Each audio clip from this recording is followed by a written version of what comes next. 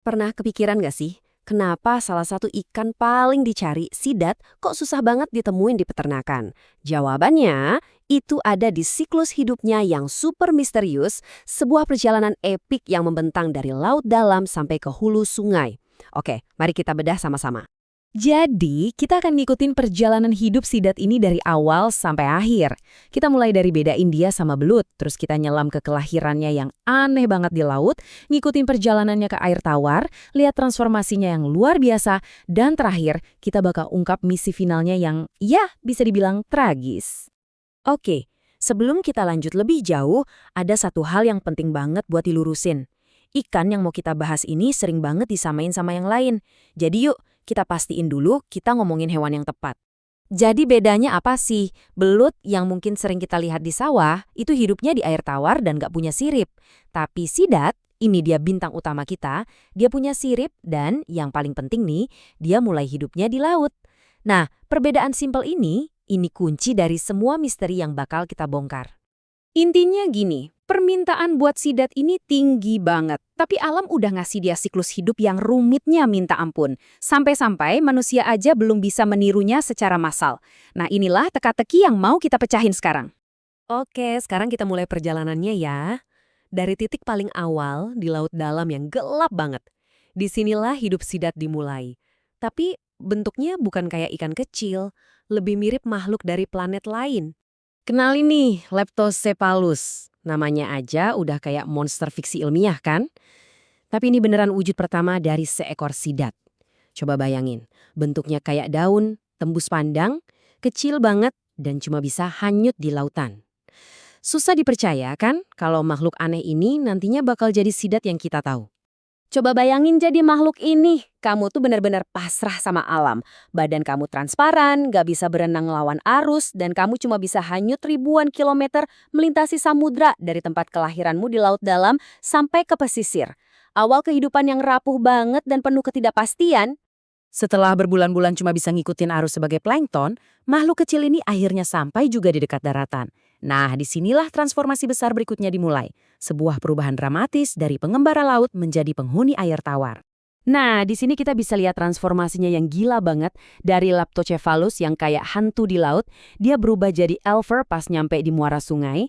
Terus dari situ, dia bakal jadi yellow eel dan ngehabisin waktu bertahun-tahun buat tumbuh besar di sungai atau danau. Pas di tahap LV juvenila ini, ukurannya tuh kecil banget, masih transparan lagi. Cuma sekitar 5–7 senti.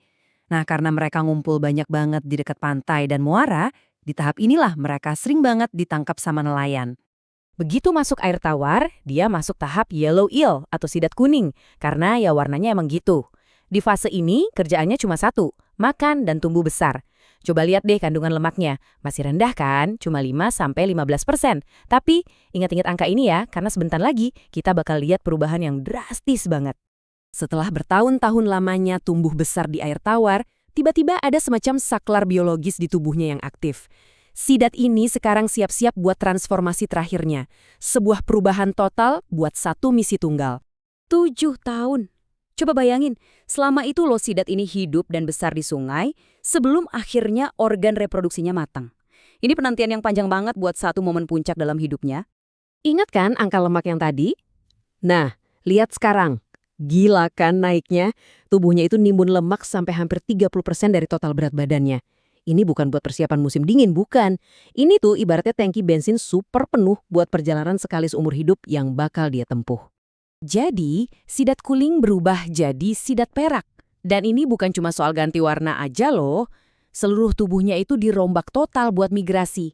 Dia berhenti makan, pencernaannya bahkan menyusut, dan semua energinya sekarang fokus buat satu hal, berenang balik ke laut. Dan sekarang kita sampai di babak terakhir. Bagian paling puncak dari kisah hidup yang luar biasa ini. Semua persiapan, semua tahun-tahun itu, semuanya cuma buat satu perjalanan. Perjalanan tanpa tiket pulang. Cuma ngikutin insting purba yang gak bisa dilawan, sidat-sidat perak ini rame-rame ninggalin sungai, balik lagi ke samudra. Mereka berenang ribuan kilometer, balik ke tempat mereka lahir dulu. Sebagai larva transparan berbentuk daun. Dan buat apa semua pengorbanan ini? Ya buat ini, satu induk sidat betina bisa ngasilin jutaan telur. Coba bayangin, kayak ledakan kehidupan gitu, buat mastiin generasi berikutnya bisa lahir di tengah samudera yang luas. Nah, ini dia intinya, momen paling krusial. Setelah mereka selesai bertugas, setelah ngasih segalanya buat reproduksi, kedua induk sidat itu mati. Siklus hidup mereka selesai. Dan inilah alasan utama kenapa sidat itu susah banget diternakin. Kita nggak bisa dong nyuruh induknya buat kawin lagi dan lagi di kolam. Jadi, ini ninggalin kita sama satu pertanyaan besar kan? Kalau alam udah ngerancang siklus hidup yang serumit, seepik, dan penuh pengorbanan kayak gini, apa iya usaha manusia buat ngendaliin semua ini bakal berhasil? Atau mungkin ada beberapa misteri alam yang emang lebih baik kita biarin tetap jadi misteri?